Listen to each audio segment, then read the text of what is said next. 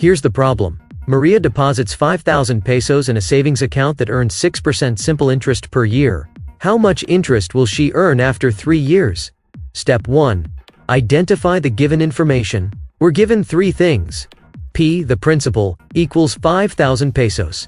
R, the rate, equals 6% per year, which we'll write as 0.06. T, the time, equals 3 years. Step 2. State the formula.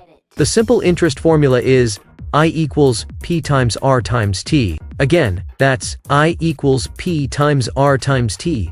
Step 3. Substitute the values. Now substitute the numbers into the formula. I equals 5,000 times 0.06 times 3. Step 4. Compute step by step. First multiply 5,000 times 0.06. That equals 300. Now multiply 300 times 3. That equals 900. So, I equals 900 pesos. Therefore, the interest Maria earns after 3 years is 900 pesos. Nice work. Remember, for simple interest, just use I equals P times R times T, multiply the principal, the rate as a decimal and the time in years. That's it.